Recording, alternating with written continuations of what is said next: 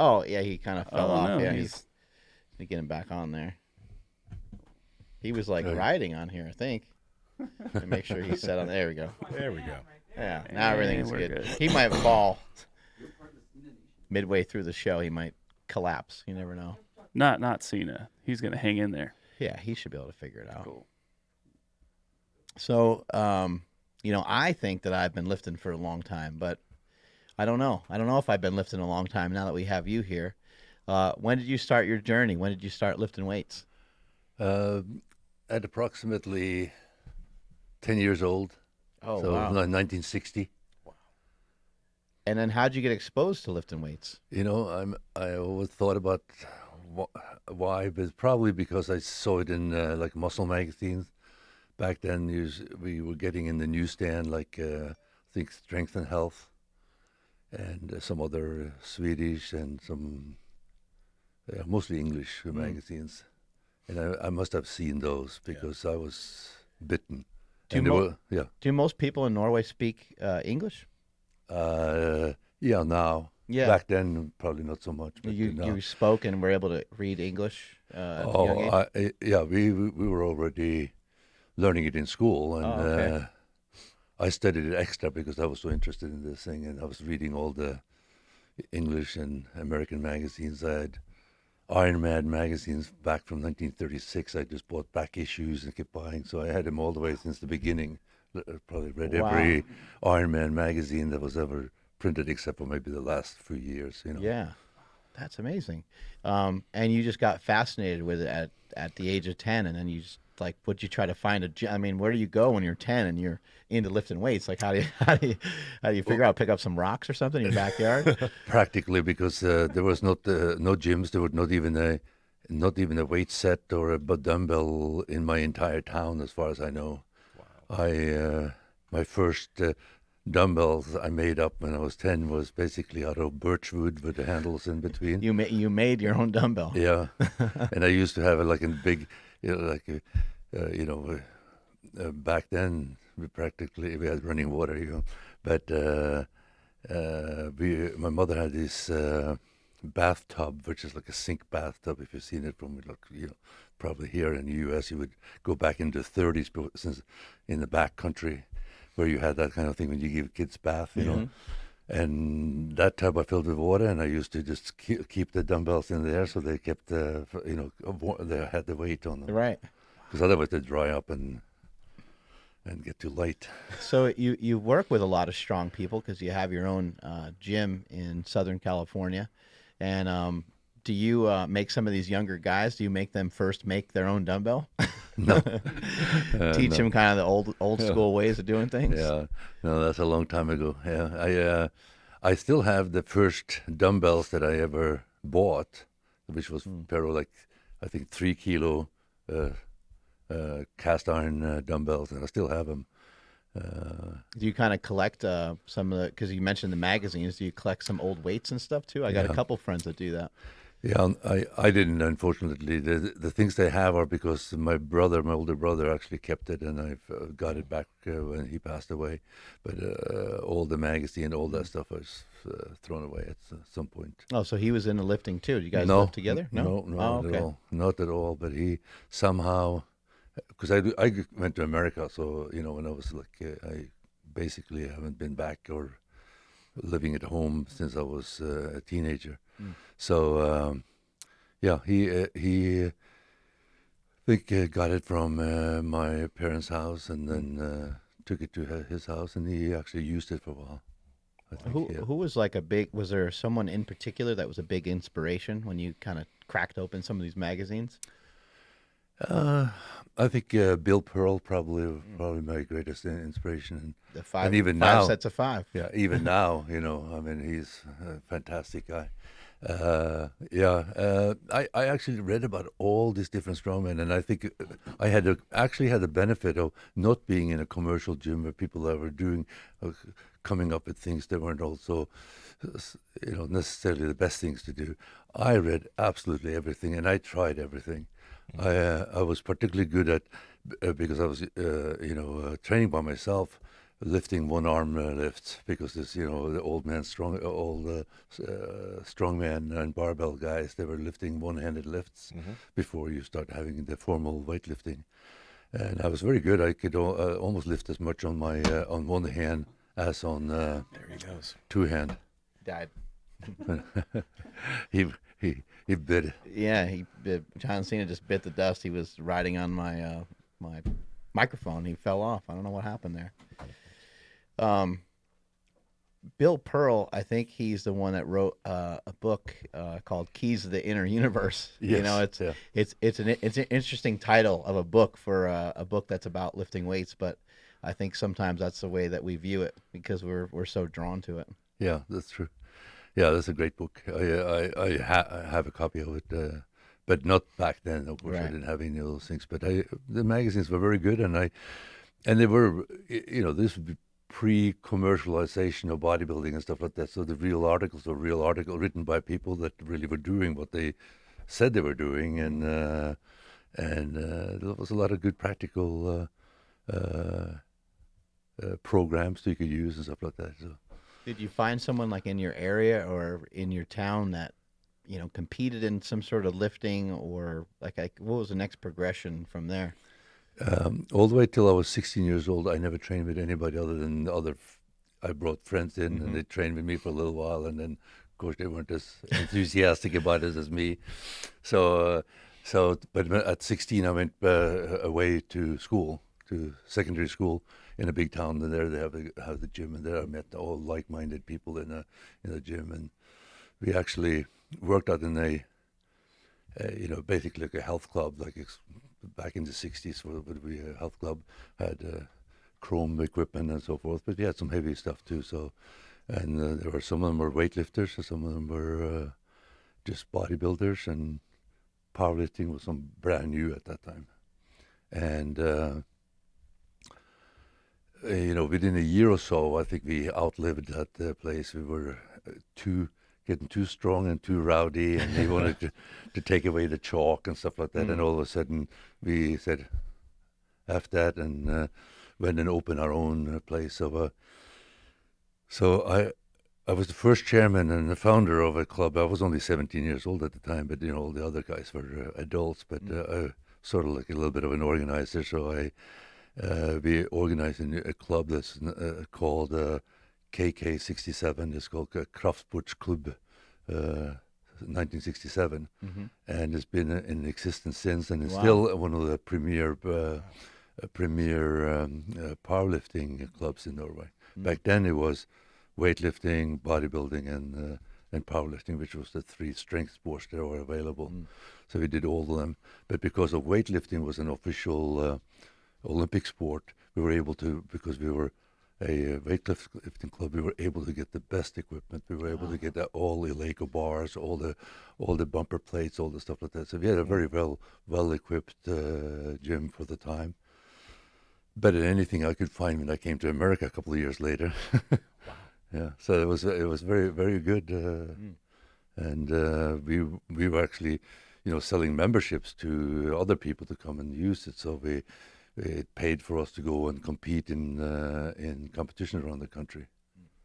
Which didn't happen for anybody else. Yeah. During that time, I saw some pictures. I don't know how old you were, but like you looked like you were in some bodybuilding trucks and you were flexing. So did you do some bodybuilding then too? That was my primary thing. I was primarily a bodybuilder. Really? Yeah. My first bodybuilding contest was at 17. I got third in Mr. Norway Junior, and then next year I won it. And at 20 I won the senior Mr. Norway. Dang. And Yeah, but meanwhile, I also competed in powerlifting. I was a junior national champion in powerlifting. Yeah, you look great in that picture right there. Oh, yeah, that's I think from winning Mr. Norway. I think junior. I think. Yeah, that's great. That reminds me of like a Frank Zane type pose right Yeah, there. yeah. Did you do any Olympic lifting also? Yes, I was age group champion, and then later I even won the nationals in juniors in in weightlifting as well. What do you think of some of the the way that strongman is right now, like with how big some of these individuals are? Kind of modern day strongman. You got Brian Shaw and Hafthor Bjornsson and Eddie Hall kind of leading the charge. What do you think of modern day strongman? Well, for a while there, I thought that, God, you got to be that big to win. But then Martins came and showed them that you don't have to be so big. Yeah, to win. and what's his body weight? He still looks big. Yeah, but 340. Oh, okay. 340. Yeah. Yeah, he probably more, 340, 6'3", 340. So it's not that. I mean, he's big, but. Would you like to see any changes to the sport so that guys, don't have to be over 350 pounds? Or do you kind of like the way that it's set up? I think it's okay. I think what one of the big problems, they're bigger because you have more food, you have more things to do, and people are specializing on it earlier, and bigger, more talented people are coming into the sport. So that's one of the things. But it shows just the fact that Martins can win the world's strongest man and get second at the Arnold's is that you don't have to be that big. I mean, it's kind of. But when I was competing at world's strongest man level. I think that I was, 299, 300 pounds most of the time, and that was pretty much the average. There were some people that were smaller, and there were some people that were bigger. I think one of the things that I like to see come back is that they are stop or start again using events where you need to have grip strength. Like, not that grip strength is the most important, but I think grip strength kind of normalizes things a bit. There's no drugs that are going to make you stronger grip, in my opinion, anyway. Maybe there is, but I don't. It's not about your body weight, and actually, and it's not about your body weight either. So so if you have at least one of the events out of 5 or 6 events, it involves grip strength. It kind of normalizes and make it more, less extreme in that sense. Do you know why they got rid of that, or they? No, it goes in waves, I mean, a lot of the events they have in competition restarted. I mean, like the axle lifting and stuff like that. It was something that I started in my contest, and then everybody else started doing it. And then, it goes in cycles. Somebody else come up with a good event, and people do it. And then it depends on the promoter, what events they put in there. And sometimes if they feel like I have a weak grip, because a lot of people lifting weights are still a weak grip because they use straps all the time and never even focus on it.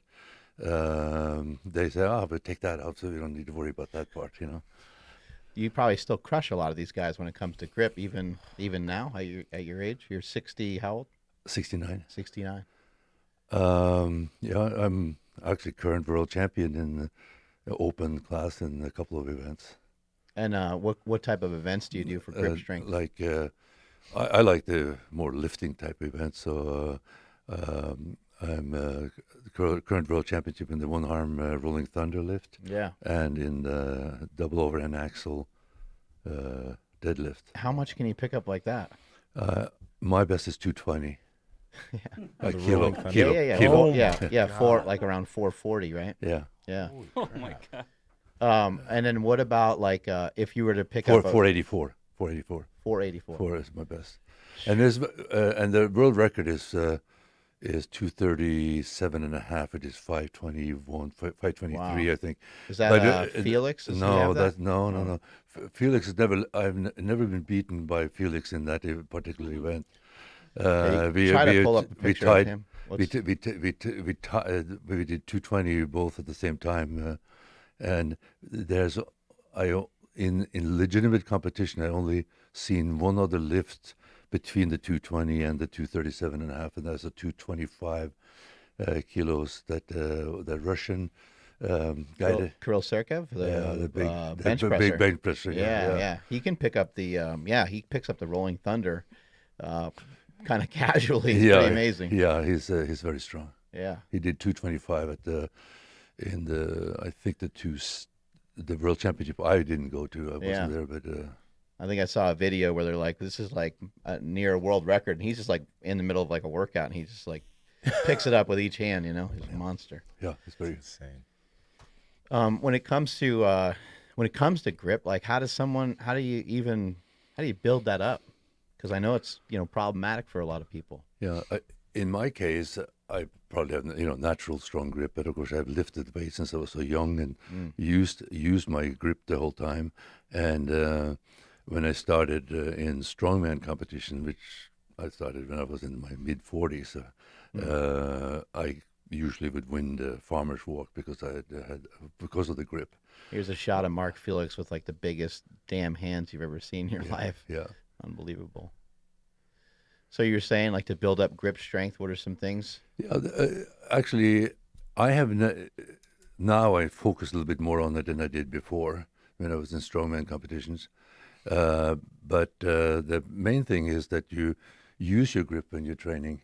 There's really no reason for using straps on everything. You can see people in there doing pull downs with straps. They do everything to make it easier. But instead, if you want to be strong, you want to make everything more difficult. Mm-hmm. So easy way to do it. I hate to waste time just sitting there training grip. So I only do grip training, very limited, and a little more now than I did before. But before I never did any. I was just using axle when I was deadlifting. I was using thick grip on other things, doing bodybuilding events. I may even do lateral races with the holding the hub of the plate, just to work my grip at the same time. Because let's face it, if you're doing like a concentrated on your shoulder, the weight is very light. So why not get some grip strength at the same time? So you mainly employ like fat grips and just using thick grips. Yeah. Do a lot of that type of thing. Yes. Where did some of these lifts come from? You mentioned the axle lift. When you were doing Olympic lifting, were there other lifts that were in there that aren't in there anymore, like the continental press, where you like take the weight and rest it on your belt, and then you try to figure out a way to hoist it overhead? Did you? No, that was before my time. That was still before. No, but I still when I started lifting, they had 3 lifts. There was a press. The press, the snatch, and the press. The press. Well, it's supposed to be a strict press. You clean it any which way you can, and usually you did a power clean for it, and then you press it, and you're supposed to just press it overhead. No knee bend, no nothing. Wow. But they took it out, I think, out of the Olympics by 1972, because they were getting some guys were getting so efficient that they were lean way back. Yeah, they were doing like bench presses basically, and then it became you're not supposed to bend more than a certain way, and then it became political who got the lift and who didn't, and they basically took it out. Plus, it's also very dangerous, of course, the way it developed. If they kept it strict, it's a good lift. So people cheating with their lifts is not anything new. No. It's been around for a while. For a long time. Oh, yeah, everybody coming up with something. They need to do that with the squat and powerlifting. They just get rid of it. Yeah. Everyone's always trying to cut them high, right? Yeah. How about the arch in the bench press? Have you seen like people's arches on the bench press? Yeah. And the bar just moves an inch? Yeah. How about when it comes to like something like a bench press? Have you been able to be proficient at that too? Because it sounds like you're good at all kinds of different lifts. No, I've never been very good at bench press. I always liked bench press, but for the last 20 years I haven't really done much bench pressing because in strongman you don't really need it. But I like bench press as an exercise. My best bench press in competition was 222.5. That's over 500 pounds. Yeah. No, almost. Right? I think 490 something. Yeah, right. Yeah. 490. 490. Yeah, it's amazing when you talk to people that are strong, when they say they're not good at something. They're like, I only squat like 700 pounds. What about squat? Same thing. about 700 pounds. Yeah. Yeah. Wow. Yeah. So, officially in competition, I think, other than in strongman, of course, I lifted more, but there you all kinds of cheating and you don't really know what how it's done. But for that kind of lift for competition squats, 705 is my best, or 320. Something I really love about strongman is they're like, hey, like whatever the hell way you want to get the weight up, just do it whatever way you can, right? Yeah, right. So like I've done, in squatting cars and stuff like that, and for max weight and stuff like that. I think in Ireland, I remember going against Sven Carlson and Big Glenn Ross. Ross of about 450 pounds, huge squatter and stuff like that, and probably squat 1,000 pounds. Even back then, could do 1,000 pound squat. I was very competitive when it was that type of squat where it was not normally depth, and I think it was from bottom up. Wow. So it's more of a, it's just Right. really a strength. It's not a technique, but just strength type of thing. So, yeah, so I had a pretty decent legs strength from that standpoint, but it never been that great in powerlifting. Of course, I didn't start really doing powerlifting and learning how to do it properly till in my 40s. So. How much weight can you do on a regular deadlift with a regular bar, double overhand? Have you ever tried that? I had never tried for max, but I used to train with Josh Bryan, Yeah. Oh, yeah. very strong. When he was training, and he came and trained with me and stuff like that. And I did 605 from my toes, double overhand, because that was the weight he was using with straps. So I did it. You had to show him. You had to show him what's going on, right? Yeah, but I don't believe. I don't care about lifting any more than I can lift with my Yeah. hands. So everybody listening, I mean, just please go. Next time you hit the gym, try 135 and do your normal progression upward. Try double overhand, no hook grip, no straps, just some chalk, and see where you end up. It's very, very difficult. I think the best I've ever done is like 425 or something. Yeah. 605, that's unimaginable. Wow. Well, like Martin's in his warm up going up, he goes up over 600 pounds in Double overhand double also. overhand, yeah. Ooh. And then he puts straps on when he gets heavy. Yeah. How old is Martins? He's 29, I think he just turned Yeah. 28 or 29. And where did you meet him? How'd this happen? He saw I think back like 8-9 years ago when he saw we were having the LA Fit Expo, the Haugen Strength Classic, and he caught hold of them and asked if he could compete, and they said, yeah, you had to compete, you had to contact Odd, and they gave him my phone number. He called me and I talked to him, and he said, yeah, he had done an amateur competition back in Boston, and he said, yeah, I want to compete. I said, you better come out and check out what the weights are, because this was this was a pro-am, so it was very heavy weights. Yeah. So he came out and he said, yeah, no, you're right. I can't lift these weights yet. But he says, but I want to go do it. So I said, you just come out here and train. So he started training with me 8-9 years ago. And It's had a very fast progression to the yeah, top. and he was going up, every year he got stronger and stronger. But it was only in 2000, so this was 2011 probably, or 12, 11. First time I let him compete in that competition was in 2015, and of course then he beat all the pros as an amateur. Yeah. Wow. Yeah. Holy shit. What makes him different? Like, what makes him special, you think? Well, his dedication, but real special is that he actually prepares for this stuff. He prepares for his training better than most people. Really proud of him from the beginning. First of all, he had very good lifting technique from the beginning. It's something that his father, his father had been a weightlifter back in Latvia, growing up before he went to university. And so he taught his son really well in terms of his squatting and everything else. He came he was a trainer at 24 Hour Fitness when he came to me, and I know that though the trainers at that time was being trained quite well in terms of the training people, nobody in the gym knows to squat. Nobody going to deadlift. They don't know how to lift, Right. basically. And he just had this perfect technique on everything. So, yeah, that was one thing. And the other thing is the fact that he just prepared. Back then, stretching, activating muscles, and getting ready for lifting. Nothing is done by haphazardly. He does all the little stuff that no one wants to do, maybe. Yeah. All the stuff that it's not in a typical mind in meatheads Yeah. to Yeah, we don't want wanna to do. stretch, You know, yeah. no, I don't want to stretch. You don't want to do that shit. I want to lift some heavy weights. Yeah, But he does all the other stuff, and he does it very well. And he's so that's what's I think it makes him different. He's just so athletic and so flexible and stuff like that. You see him when he did that about that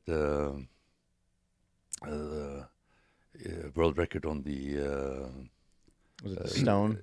no the barbell squat, the lean over squat. Oh, yeah. The lean over squat, and we were actually that was for at the Arnold's. He did it the first time, right? So it was just a few months before then that Terry Todd called me at the time and said, we want to have Martins compete in the Arnold's, but we can't because they had this qualifying thing, and he had been injured, so he couldn't go to the qualifier. So he was not. But do you think he can set world record in doing the Milo Steinborn squat? Yeah. And I said, how much is it? He says 550. I said, yeah, I'm 100% sure. And just at then, when Martins was staying in my house at the time, so he just walked past me. I'm sitting in the chair, and he was behind me. I said, Martins, do you think you could do more than 550 on the Steinborn for the lift? He said, you know what it is? Yeah, I know what it is. I never tried it, but yeah, sure I can do it. Did like what, 562, right? Huh? Yeah, he can do probably a lot more. So there's a little bit every year to. He's got a strong belief in himself. Yeah. So the funny thing was this. I don't know if you know Terry or Yeah, a little bit, yeah. Terry. Mhm. Yeah. When you're on phone with Terry, it's at least an hour. So an hour later, when I finally get off the phone with Terry, I go to the training hall and sure enough, there's Martins in there trying out the Steinborn. And he's already first time he tried it, he went up to 500 pounds. Oh my gosh. yeah. I would just add that he's really good for the sport of strongman. I've seen a handful of these competitions, and I don't think anyone is more animated up there on the stage. I remember I forgot the event, but where they're pushing the. Again, I don't know what it's called, but they're just going in a circle. Oh, yeah, the Conan Circle. Yeah, Okay, yeah. so that's the one. The true Conan Circle at the Arnold's. Yes. He destroyed that event, and then you're looking around. I think Half Thor is getting ready to go, and then you look up, and he's just at the top of that circle, just screaming, ah! And it's just like he got everyone so fired up, and you don't see that from any other competitors. Yeah. You'll see Half Thor and Shaw, they'll get excited, they'll scream, they'll do whatever they got to do. But nobody really takes it quite like that, and I think that's so important for the strongman sport right now. There's really nobody else like him. Yeah, he's a good personality. Yeah. And he's a good guy, first of all, but it comes across when he does the videos and stuff like that. His personality comes through, and people maybe one thing on the air and something else outside. But he's a good guy, generally speaking. So, Does he? What amount of conditioning is required for strongman? Because some of the events, seems like it takes a tremendous amount of conditioning. In my small understanding of strongman and doing things like farmers carries and stuff, it seems like you got to be in shape for the sport too, right? yeah, you got to be in good shape. It's a fitness for the sport, obviously, and that goes with hours of training, training the events and the accessories. But I think that what maybe Martins does better than other people is that he doesn't do heavy weights all the time. He's a 900 plus deadlifter. I think 975 is the best he's done in deadlift, right?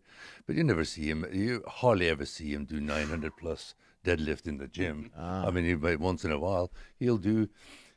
Heavy deadlift for him, he goes up to maybe like 800 something, 855 something like that.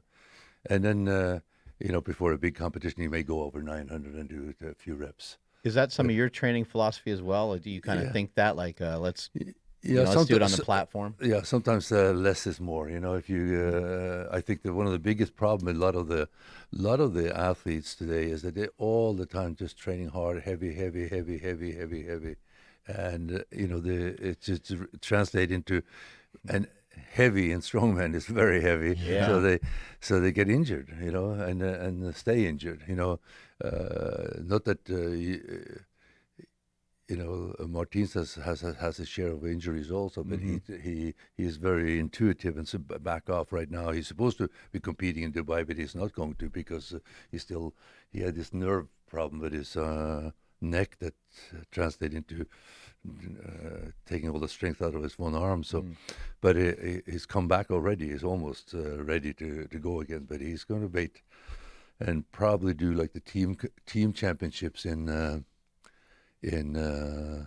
UK for the world team competition. I think he will do that because there's a team and they can kind of. He's working with Rob Kearney, and they will probably kind of take turn in such a way that they can together do really well.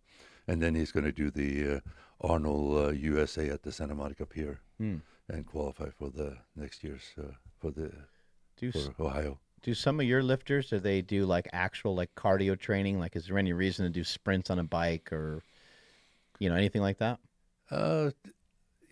Not a lot of that. No, it's walking and being generally fit, I think, is very important. But I don't know necessarily if you don't need to do a specific cardio. How about like for a lot of like maybe undersized strongmen that are listening to this, and they want to be like Martins, or they want to be able to, compete against bigger individuals? Is there anything special that they need to think about in their training, or they just need to work hard? Well, they need to work hard, obviously, but I think that less is more sometimes, and if they're smart and learn the events better technically, there's always mechanical advantages to a lot of things. Now, Martin's weakness, or he considered his weakness, is his overhead. But at Arnold's, he get 2 reps at 450 on the log. Oh, wow. So I mean, and win it. It ties with all the other guys. So,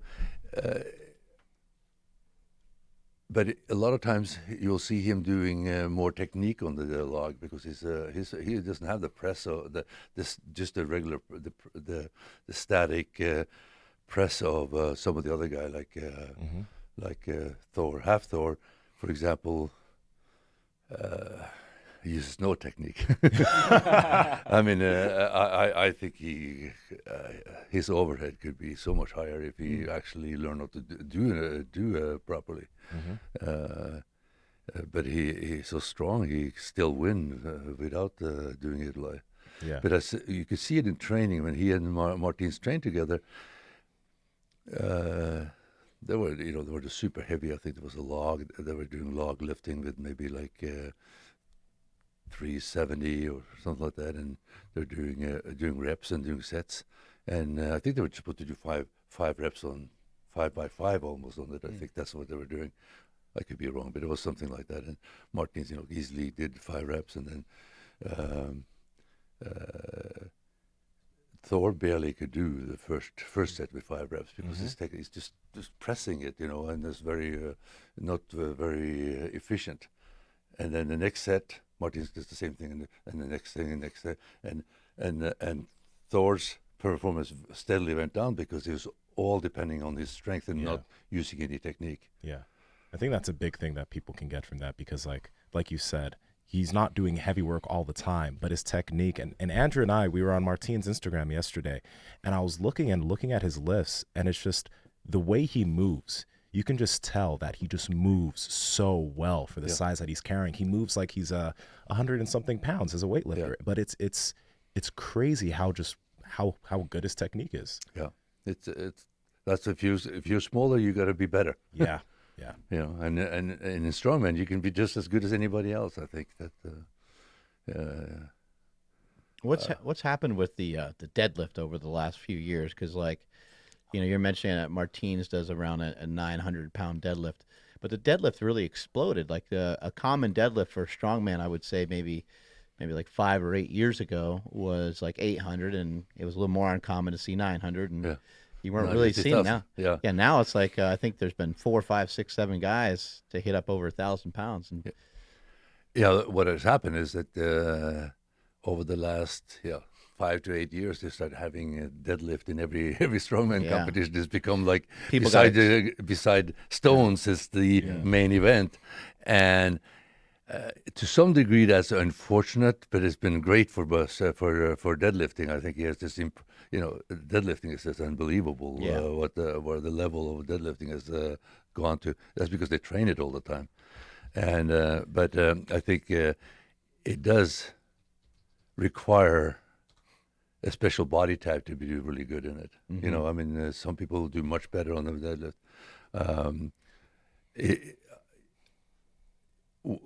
At my best, maybe 750 in a conventional deadlift. Mm-hmm. But if you put the side handles on, 900 pounds would be no problem for me to lift because of my belt.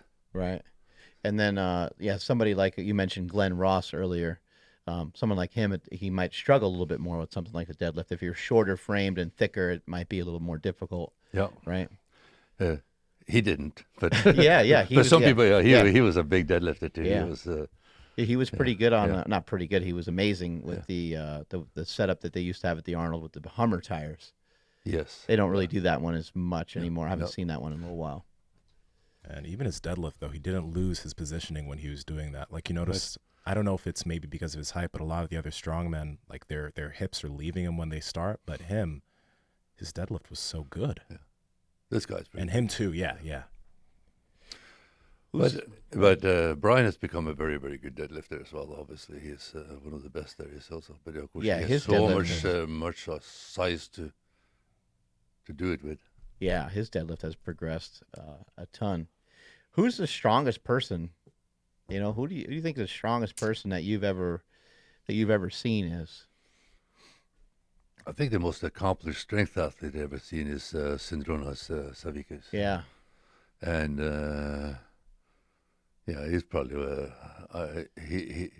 he should be very close to the title of being the strongest man that ever lived, I think. Yeah, I mean, he won like 7 or 8 Arnold Classics in a row. Yeah. Something like that, right? Yeah, and he won the world, I think, about 4 times. Yeah, 3-4 times. Plus he won the IFSA World Championship, which was sort of like a parallel competitions. So he's just amazing, and he's still in great shape. And he competed like on the very highest level for 25 years. Wow. His first World's Strongest Man, I think, was in 1998. I think. What do you think made him different? I don't know. He's just this mind. No, he was obviously very big. Also, he was at the biggest well over 400 pounds. But not so tall. He was 6'4". But he, as a kid, he tied for gold at I think the 2000 IPF World Championships. So I mean, he's a very accomplished powerlifter, technically and everything else. And he. But the amazing thing is, like, look at it. It's terrible overhead, but he's so strong. He just presses anything. It doesn't matter. Like, I've seen him at the Arnold's when he was doing the refereeing, and he's doing the axle, and he's practically on his toes when he's pressing overhead, and it still goes up. And I remember only 2002, we both competed against him. I competed against him 5 times total, but 4 times prior to World's Strongest Man in 2002. And he beat me twice, and I beat him twice. And in overhead, we were about the same. We were lifting. Back then, we couldn't choose the weight, so whatever it was. But our axle or at that time the log was around 350. Wow. Okay. 350 to 370 maybe, and but he is already on at 300 pounds. It looks like he's going to fail, and then he goes the next one, and he still could do it. But then he wasn't by no means. He was kind of like we were right there. Some of the best, but not the best. Mm-hmm. But then he just took off from there. Yeah. Mariusz Pudzianowski was very dominating. We're seeing him on the screen here. Yeah.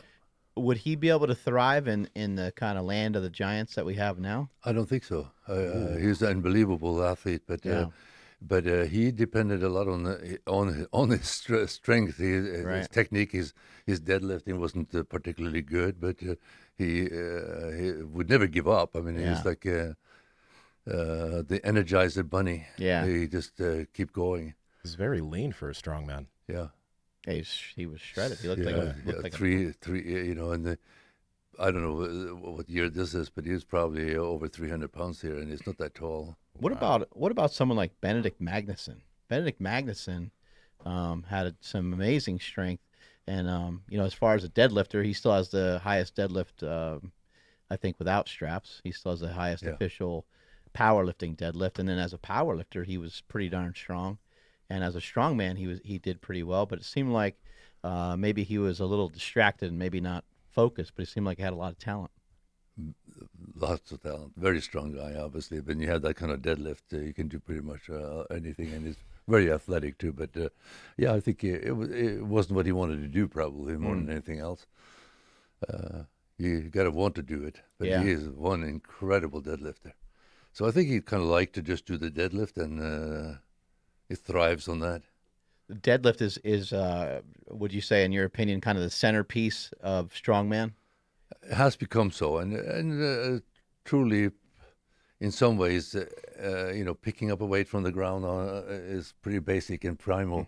So And It's a good event. did you use a lot of forms of deadlifting, like in your career, just to kind of have a strong lower back for all the different events? So it may be like whether you deadlifted in a competition or not, it still might be really important to have that type of strength, right? yes, deadlift was always a core event. Squat and deadlift was always a core event in training for strongman, and but when I competed, it wasn't very often that we had actually. I don't think I ever did a conventional deadlift in the strongman competition. There was always some kind of apparatus or something like that whenever we had it.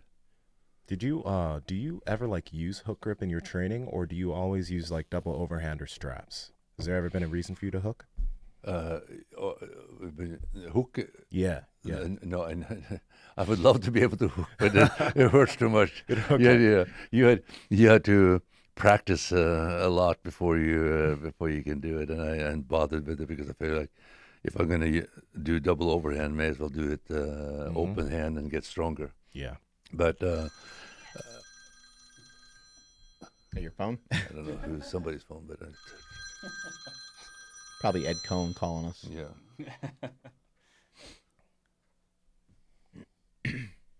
That's funny. Earlier he was saying that Ed I'll Cohn turn it off. is basically, like what was like a 6'8" person stuck in a 8 person's Six- body. 6'4". Or 6'4", there you go. Yeah. Because they got like the same hand size, but of course, Ed Cohn's like what, a foot, 2 feet shorter than you. No, just 2 or 3 feet shorter, yeah. He's gonna stab me next time he sees me. a foot shorter. I don't There you even go. think we've talked about his hands on this episode just yet. They look like tennis rackets. They're massive.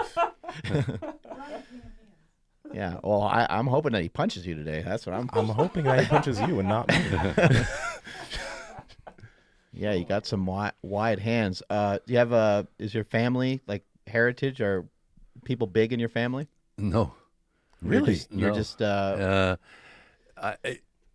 This is actually a testimony to weight training and resistance training when you're growing up. I was, like I said, I was very intensely interested in this thing and was training all the time. And but that also meant that I also watched what I ate and stuff like that. So there's always high protein meals, and drank a ton of milk and ate a ton of potatoes. Standard part like that. yeah, right. Yeah, I potato and milk, but had to be like the biggest part of my growing up and lifting weights, and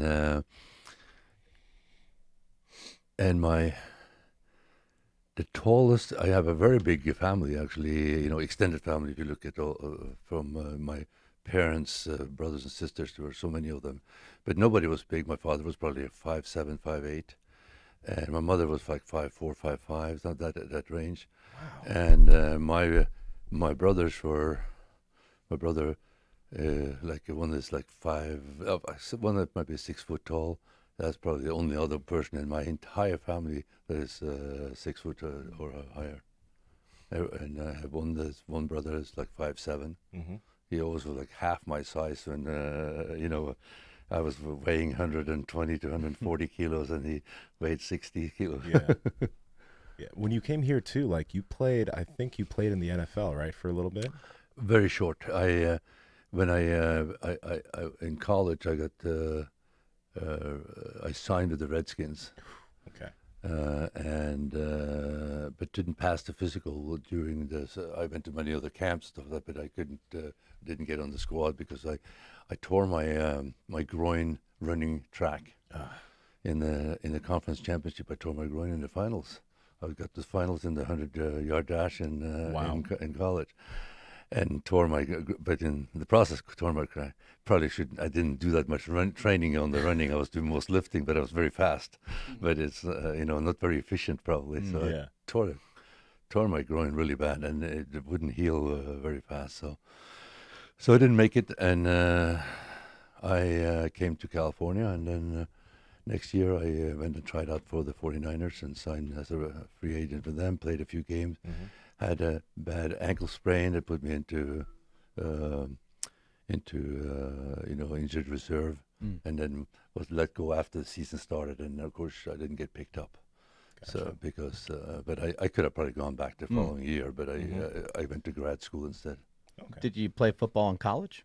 Yes. And so you It was came. small college. I was the first time Yeah. ever somebody signed signed Yeah. NFL from my That's really college. rare. I mean, a lot of times people that that go professional in a sport, a lot of times they've been playing it since they were really young. Yeah. You didn't have exposure to American football until you moved here, right? Did Yeah. you start, No, did you play in so high yeah. school? No, I was here at 1 year in high school as an exchange student, and I played then, so I had a little bit idea what it was. When I came back to come to college, I had to go back and finish high school in Norway too, because I graduated from high school here, and then I had to go back and finish school in Norway, and then I came to college, and when I came to college, I had just won Mr. Norway.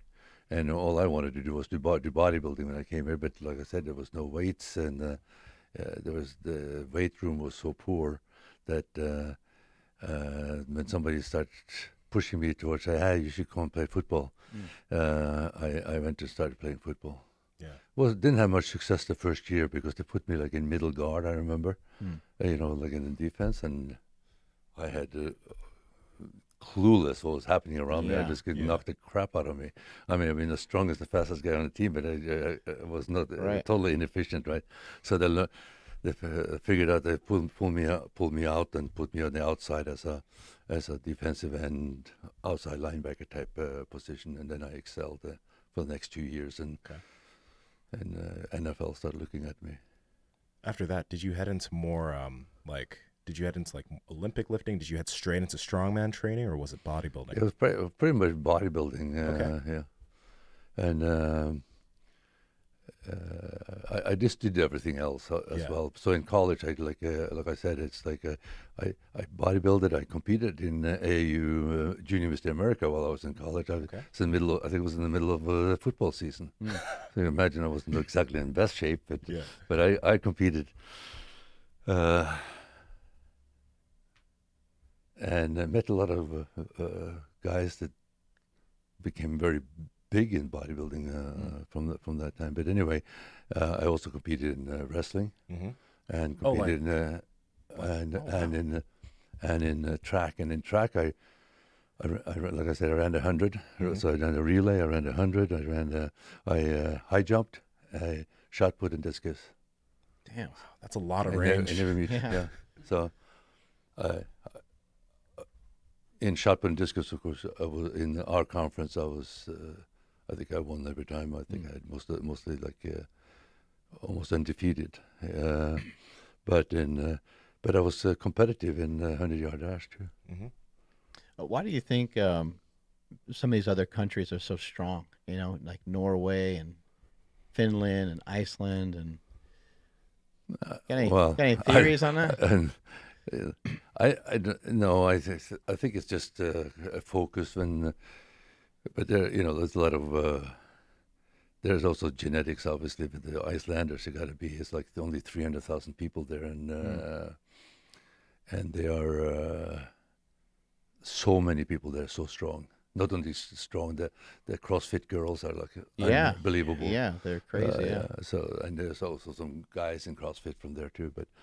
But yeah, no, that's very unusual, and it's it's survival. Right. Yeah, Maybe it's it's sort of the same with the African American here. They Yeah. survive some incredible things over 400 years that make it's only the strongest guys that survive. So that's why you have a very, very, very lot of fantastic athletes. But it's it's sort of like your circumstances. I think in Norway seems like of course Icelanders and Norwegian are essentially basically the same in terms of or they may be more Norwegian than Icelanders may be more Norwegian than Norwegians because Norwegian gets mixed, is closer to the continent and is more mixed, and the Vikings brought back more people from all over the world. But it seems like in just like pure strength sport, when most of the Scandinavian focus on that, they get very good at it, and also in very endurance sports and stuff like that. Because you've seen some fantastic endurance athletes, and of course we have some of the best cross-country skiers in the world, and so forth like that. So I think it's just a matter of obviously there's people what people focus on. Yeah. What about Mikhail Kokylev? He was pretty damn good at like a lot of different things. He had Olympic lifting background, strongman background, powerlifting background. That's a pretty well-rounded strength athlete. Very similar to Martins in the sense of his technique and stuff like that. But he was a very accomplished. He was all-Russian champion in Olympic lifting, and I think he didn't continue the Olympic lifting because of getting busted on the anti-doping type program. But great guy, fantastic athlete, and again, when you first come into strongman, it was very interesting. You can see him on in a competition, and he's doing deadlifts, right? And you're looking at him doing it. It looks like he can do 50 reps. He is 9 reps, and they're like absolute picture perfect, and they look like there's nothing. And then the 10th, and then stop. But that's from his. He got over that, but that's how he in the beginning. Because in Olympic lifting, they don't stress on anything. Yeah. If it isn't done, it's not done. You can't press out. I mean, any little press out on a jerk or on a snatch is no lift. So they don't do it. So they're like disciplined. You done. Yeah. If you have to struggle, stop. It's no lift. So on the deadlift, obviously, it is a struggle, right? So he has this fantastic technique on deadlifting, but didn't have the idea that you gotta just struggle to finish it. And of course, he finally, this is probably an example of it. It looks like every rep is like nothing, and then he stops. He always makes it look beautiful. Yeah. You're like, oh my God, how's he able to lift like that? Yeah. As a training I just love to watch him deadlift. It's just like Martins too. The same thing. It's this perfect form. There's 8. God, you got the right video. I think it's exactly the video. Probably what I'm thinking about almost. That barbell is sitting in our training hall, by the way. Oh Wow. yeah, that's cool. Says 9, and it looked like it was nothing, right? Yeah. Right. Now he's starting to get gassed a little bit, maybe. You kind of see that a lot from the Russian lifters. Like they go to pull on a weight, and it doesn't seem like it's going right for them, and they put the weight down, and they just like wave to the crowd and walk off. See? Yeah, he's like, forget it. Yeah, because he's not used to that. Yeah. He should have. He probably after doing strongman for a little while and getting that weight, he probably could have done 15 reps on it, I think. Yeah.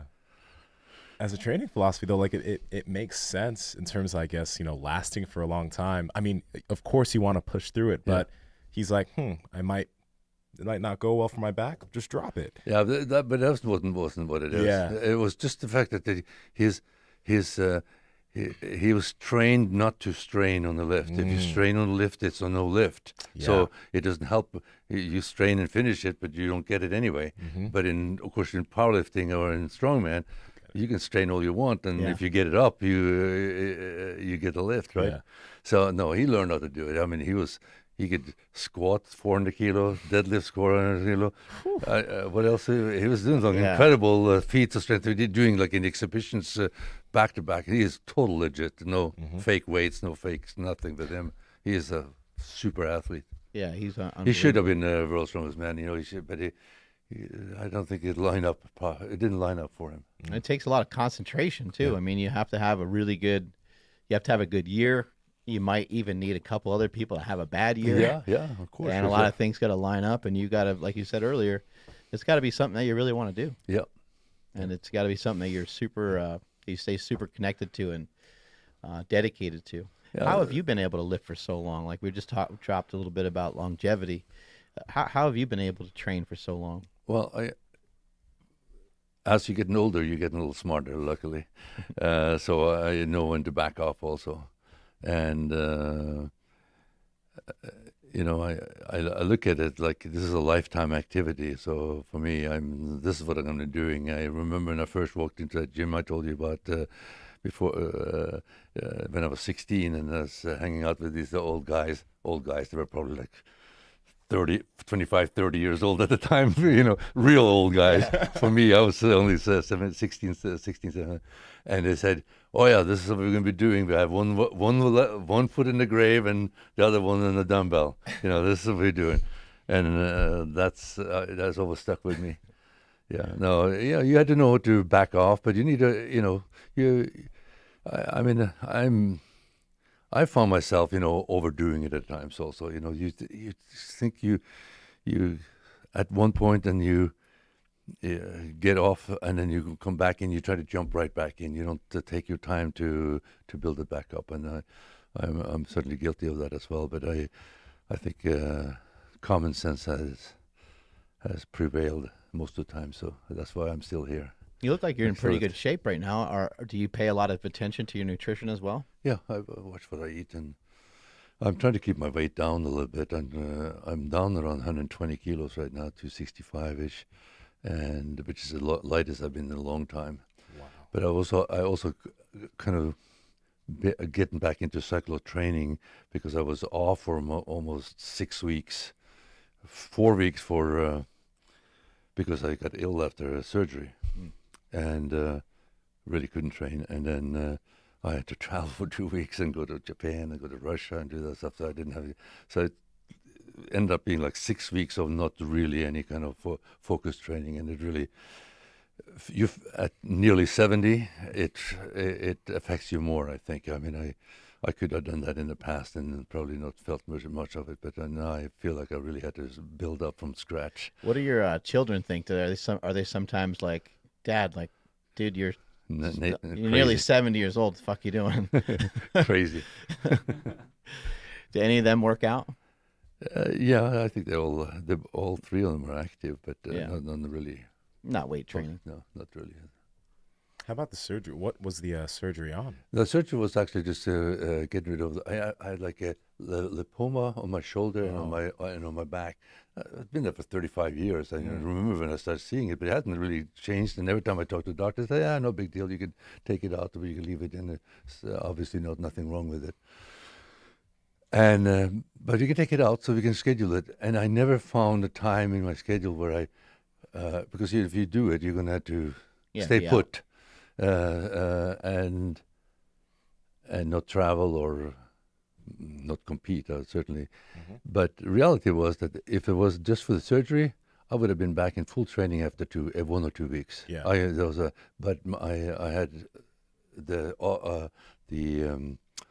anesthesia shut down my urinary system. Oh, Oh man. wow. So the worst thing you can happen to you, I guarantee you that it was not a nice thing. Yeah. Yeah, so I really couldn't do it. I've been walking around with a damn bag down my leg for a month, you know. Gotcha. Yeah, brutal. yeah.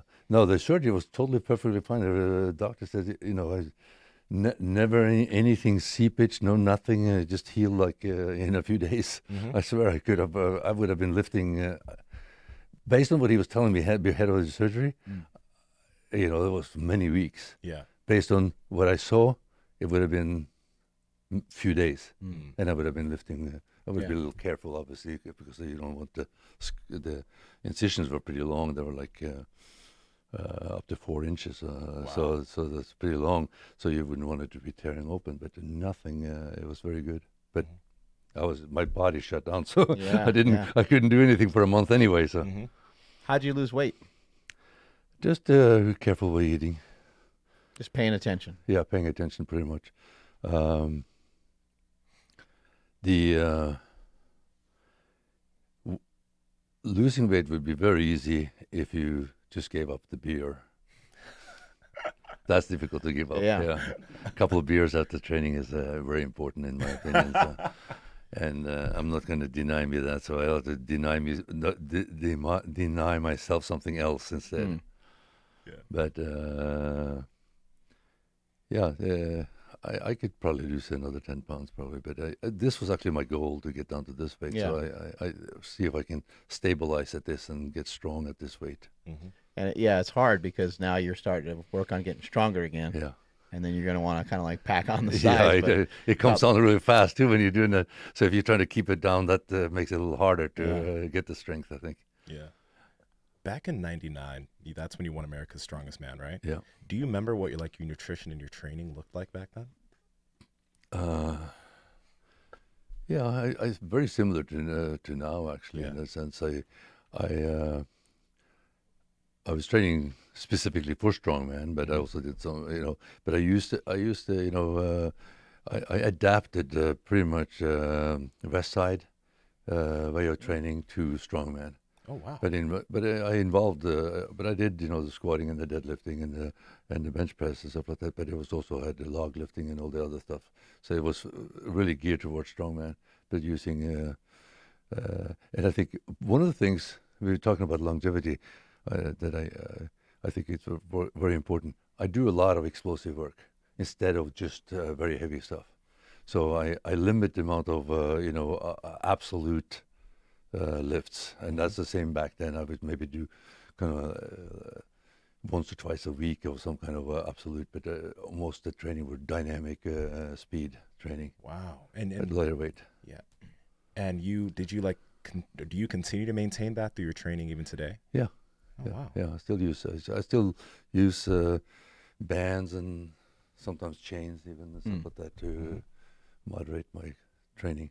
So maybe just deadlift like 2 or 3 plates with a band on there and just move fast. Yeah, Like move with proper form and move as fast as you can. fast as can. Yeah. And then you do that on squats and stuff like that too, here and there. Squat and some bench pressing, and then some of the overhead. I don't do as much overhead because I had a problem with my shoulder, but yes, I think doing dynamic or strong, doing that, you back up on the weight, so it's not as hard on your body. You really get almost the same results out of Yeah. it. You do have to do the heavy stuff to be able to be used to doing heavy stuff, but you don't have to do heavy stuff all the time. And you can see the same thing with Martin, so I don't think he thinks in it in the same terms, but he's doing basically the same thing. He's working technique and speed and stuff like that. And he does more reps than I ever did, because I always did like very, very few reps. Like, always less than 5 reps. Mm-hmm. 2 to 3 reps usually. And he sometimes do like, as he circles through a goal all the way up to 10 reps and stuff like that in some stuff. And doing more reps can help keep the overall amount of weight that you're using down. That's the same way too. Right? Yeah. But kind of the same idea. You back off quite a bit. Right. Like I see him now, like because he's trying to get back. He, instead of doing regular squats, he's doing front squats. But he put on five plates and does 8-10 front squats with weightlifting style. So Yeah. it looks pretty impressive. Yeah. It's really good. Yeah. How do you think he's going to fare this year? Because now, I mean, I know that he wasn't a surprise before, like he was a formidable athlete already, but now it's like he won, so now he's got a bullseye and he's not going to, like, quote unquote, surprise anybody, so the competition level is probably going to get a little stiffer. Yeah. I think his best competition is going to be from Matthews and from Half Thor, Mateusz Kuskowski, and this new kid from Ukraine, Novikov. It's incredible. Small guy. He's I don't know. He's 5'10" maybe, Yeah. and under 300 pounds. Unbelievably strong. Yeah. So there's a lot of young guys, and then Tom Stoltman from so the competition could be very stiff. I think, but I think the Martins, if he's healthy, he could take both the Arnolds and the Rostromers, man. Yeah. But I mean, you had to be healthy and you had to hit it right. Yeah. But he's good in every event. It's not like he doesn't have any weaknesses unless he has an injury. Mm-hmm. On that note of injury, because like you were mentioning it a little bit, how do you generally approach that? Because obviously it's going to happen here and there, but how do you approach like your rehab? I know it's a really general question, but are there concepts that you use to work past it? Yes, I think it's really important that you don't quit doing all the stuff, because that's typically what people do. Oh, I'm hurting my back, so I can't do anything. Well, you can figure out how to work around it. You got to work around your injuries. You got to work around the muscle. I mean, if you work out and you do anything, it's better than nothing. And if you are injured, you got to continue working out, and even the area, but you try to avoid hurting it. Yeah. If you can avoid hurting it, I think it's all good. As long as it doesn't hurt, it's all good. I'm not talking about it's going to hurt when you, no pain, no gain type of thing. But when it comes to injury, it's a different type of pain. That pain you don't want to have in your training. You don't want to irritate it. You don't want to continue, because it's going to be a never-ending problem. But if you can train and you do everything you can, as aggressive as you can, without feeling the injury, I think you'll rehab much faster. I came off of I was 56 when I tore my biceps, and rehab. And I thought, oh shit, because I'd been thinking at that point. I said, if I have a big injury, that's probably what's going to stop me from this. I tore this up. As soon as I had it done, and that's what it is. I had to go with the doctor and get it rehab. I was totally motivated it's going to come back, and I geared my as soon as I was out of surgery, basically, and off the drugs, it takes a couple 3 days to kind of like get away from the pain medication, or get them out of your system so you can function properly. I started training, and the only time I put anything on my arm was when I was squatting and doing things so that I could. I put I didn't have a cast on, but I had this cast you put on, and you put it on when you're training so you don't hurt it. So I did squats on my Viking press machine. It's like a leverage squat type of thing. I did deadlift on that with one arm and use straps so you could get some weight up on it. So I was able to do all the major things even with this. When the doctor said that I'll release you for rehab 6 weeks. That's the standard.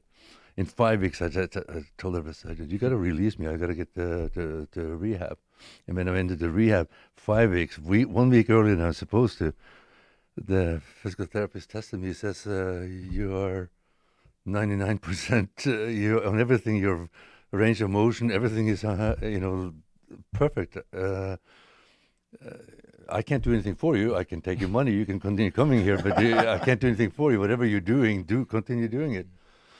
And in 12 weeks, after 12 weeks, we had a setup with stones, and I did a series of 6 stones at 12 weeks, full weight from low 200 to 400.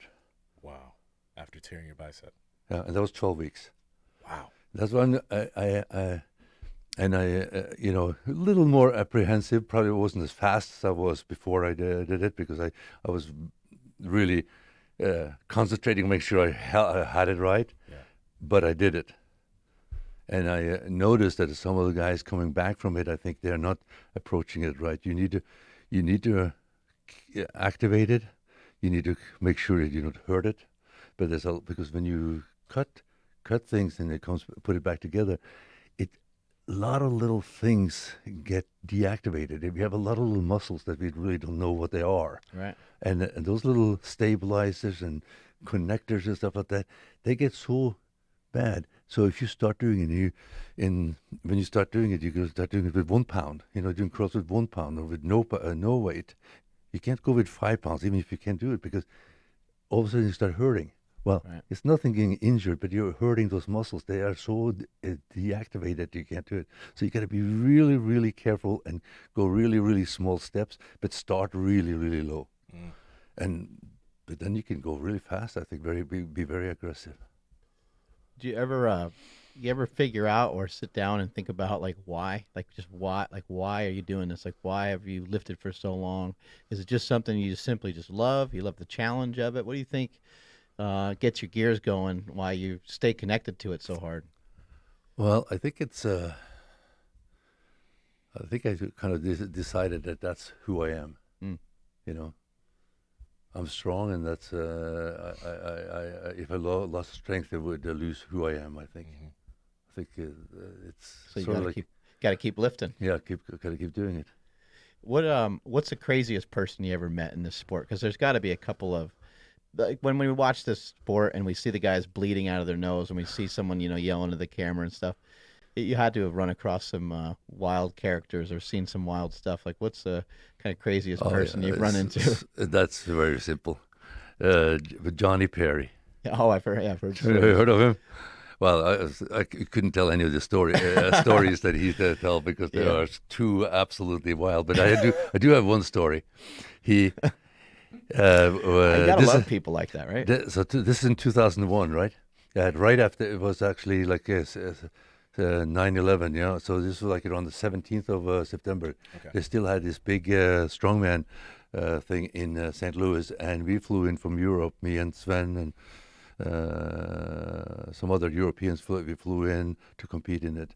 It was just to show support for 9/11 and stuff like that. So they had it in St. Louis, and Johnny Perry was in it. And one of the events we had was this platform squat, where they had the girl sitting on top or stuff like that. So it was like really heavy, went up to really heavy weights. It was a partial squat, but it was very heavy weight. And something popped in his back. it's like popped, and he was like totally out. They had an ambulance into the hospital. Oh my God! And stuff like that. So he's in the hospital. I think he's in the hospital all night. Morning, he shows up. He shows up next day in cowboy boots and jeans, and goes in and we were doing the throwing for height. And goes in there and wins the event. He went. Everybody's like, weren't you just in the hospital last night? Yeah. In jeans and the cowboy boots, I remember that. But I mean, the stories you could tell about him is they're not for the air. That's great. I really appreciate and love the kind of old school strongman stuff. They had some events that were just, you looked at them, you're like, this is just not smart. like the one where they're pushing like a trolley or something, and then every time they try to stop the trolley, like people are getting squished and like run over by it. Like I've seen some old clips of Don Reinhardt, legendary powerlifter, pushing some of these things, and I just thought it was cool because at that time they had like pro wrestlers jump into it. You had Ken Patera, who was a really prolific Olympic lifter, and then you also had like NFL football players jumping in on it, and it just seemed like it seemed like almost like a very unorganized sport. Where today, like people specifically train for strongman, these happen to be strong men that kind of came in and just did the sport because they were strong. Yeah, there was just ad hoc at that time. They just put together some events and did it. Yeah. And these guys were very strong, like you said, but they, weren't trained for it. So there were a lot of injuries back then too, but mainly because they weren't prepared to do what they were doing. Even though the weights weren't very heavy compared to what they are today. But now people are training. I mean, there are guys coming out, teenagers. We have teenagers training that's going to want to be strongman. Are there some events where you're just like, this is just going to hurt everybody? Try to stay away from that. Yeah. There are some events that I think are prone to some bad injuries. For example, the Conan's wheel, not the Conan's push that they did at the Arnold. That's a really good event, but of course, it's only going to be there because it's so difficult to put something like that together. Yeah. But when you're carrying the front carry like this with the weight, and you end up having a lot of weight, it's okay for the lighter guys, but the biggest guys sometimes they're not able to. The weight gets too far ahead of them, and they get their knees out front of them and stuff like that. You see some really bad injuries. I think Sindronas tore both his quads on that back in probably 2000, 2001, something like that. And Mark Filippi just killed his leg on it. You know, after first he had it tore one leg having a car fall on it, and then next year he comes back and he tears it on that event. But you can tell from just watching it, and I saw Hugo Girard did the same thing. He was leading the competition that we had the World's Strongest Man Super Series, the Mohegan Sun, and he leading the competition by far. He was really. This was going to be his year. He probably would have won World's Strongest Man that year. And he's carrying that thing and pop his knee. But you have to, very often, these guys don't train it and they don't do it right. If their hips are forward, it gets all that weight. It's just like doing a sissy squat, basically. When you're walking like a sissy squat, you have all this shearing power on your knees. It's terrible. You had to crack your hips and be in it like this. But that's much easier if you're a thin, or tall, thin person than a thick, heavy person. What do you think would be the best way for somebody to train for an event like that? Like using a Zercher or what? Yeah, Zercher. But you got to do the event basically, or do things like that, and learn how to walk without sticking your knees way out in front of your toes. It's the same thing with squatting. You got to keep your toes back, your knees back, right? And when you start walking with this, with 600 pounds in your hands, and you make a wrong step, and your knees are out front, it's bad. You mentioned utilizing the West Side Barbell method. How have you done that with Strongman? Because I know, we have these events, and you said it's important that you practice the events, but a lot of the events, especially particularly when it comes to World's Strongest Man, maybe you don't even know what you're preparing for, but I guess there would be 4 or 5 similar things that you'd be preparing for, right? You got a carry, a overhead press of some sort, right? Right. So I applying the principles to all the heavy stuff. You do dynamic and you do super heavy stuff, depending on what they are. Sometimes their events are just repetition anyway, like tire flips and stuff like that. You're doing them fast. But you're right. For World's Strongest Man, they don't, month out at the most. You know what the events are, but you prepare, generally speaking, to all the events. I kind of old school in a way that I like to see people just come in and do the events, whatever they put in place on them. Because when we were competing in Europe and running on the tour, they kind of generally told us what there's going to be, and we get there and give you something totally different. Yeah. So, but it's the same for everybody. But the problem with it, obviously, is that if you have it that way, there's always somebody that knows and training specifically for them, and there'll always be something uneven. So in the U.S., it's always been since for the last 20 years, you say what the events are, the weights and everything like that, and everybody trains for it. But personally, I don't like it. I like better if you pull it out of a hat. And I have done a competition where we were going to do 5 events, and we had a bucket of 5. So I had 5 buckets of 5 events. And then we pull it, 2 days before, and then load it into the truck and take it. So you had to have a lot of equipment if you're going to do that. Yeah. But we did that in one competition. But it's obviously kind of a little bit of a mess. So training for Strongman, there's a lot of training that goes on in the gym, right? Like you're going to train 3-4 days a week in the gym, and then you must probably get outside at least once or twice a week to do the actual events, right? Yeah, in our case, we train inside and out the events. So. But yes, I think that if you're going to be a good strongman, you should incorporate events in almost every training day. Oh, okay. Somewhere, some version of it. Yeah, deadlift day. That's right. That's a very important event. So Got it. Yeah. like for me, I think that you can do a lot of different types of deadlifts. Also, of course. Why is an exercise like breathing squats? I don't know if you guys utilize them, but like, why has an exercise like that become popular for strongman athletes? Breathing squat. Yeah, like What do you where a lot of strongman guys that I've seen in the past, they'll do like a rep and then they breathe and then they go and they just like see how many reps in a row they can do with a certain weight. Maybe it's because of like sometimes in the strongman world's strongest man they'll add a keg to like each squat the guy does.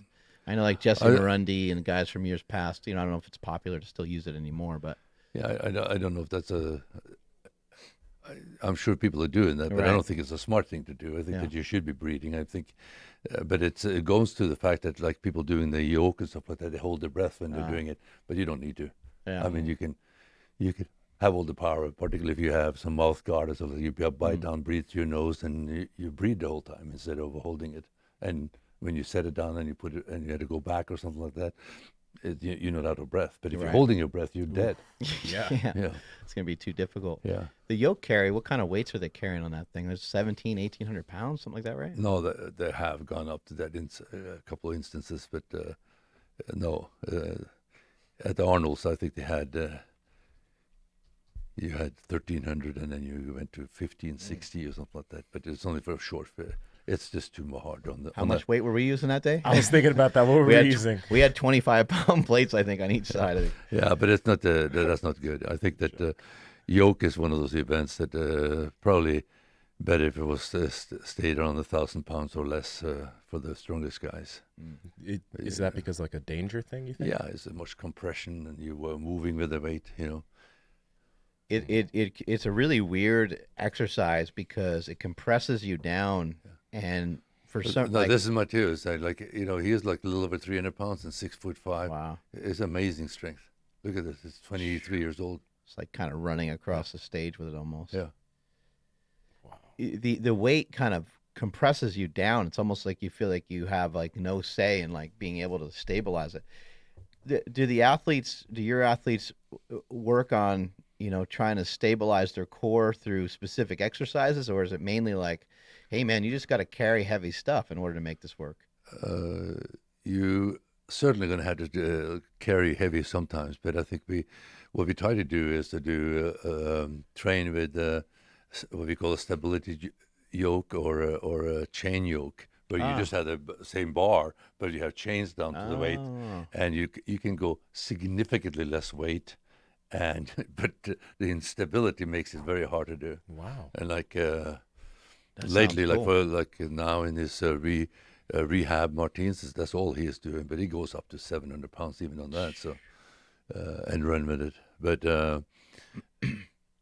I think that's a very, very good way of being good at it. My good friend and former world strong, 2001 world strongman Sven Carlsen, when he was competing, he was considered one of the best, or maybe the best in yoke, and he never had a yoke to compete to train on. He trained with like 600 pounds on a bar and with chains. Wow. And he would walk with that. He'd run with that. But that's heaviest he could get it up to, and he got very good at it. I know competition is competition, and what they give you is what they give you. But you mentioned the Conan's wheel. You mentioned like the yoke walk. They should probably try to stay under a certain amount of weight. Do you think that like they're not taking the safety of the athletes into consideration, or is it just like that's the way it is? I think that obviously it's not a regulated sport, so it ends up being some crazy stuff being done. Mm-hmm. And I've been a big proponent at the Arnold's to, I don't think we'll see this lift again. Maybe we will, but I don't know. Hopefully it'll be, maybe they'll do it again, but lighter because they have more space. It had to be so heavy because there was so little space to do it in. That's their biggest problem. Yeah. But maybe we'll see it again now that they are, I think you're doing a strongman arena. Mm-hmm. So a lot of stuff is not going to be on the stage. It's going to be on the strongman arena. Okay. And then maybe it'll be a little more normal. Yeah, one of the great events or signature events of the Arnold's have been that frame that big Oh, yeah. timber frame that they carry up the hill. Mhm. But of course, it's up the hill and it has to be short. It has to be heavy because it's just on the stage, right? But then they started doing straps on it, and that's just crazy. And that's when a lot of people had injuries because it's not just doing it in a competition, but training for it.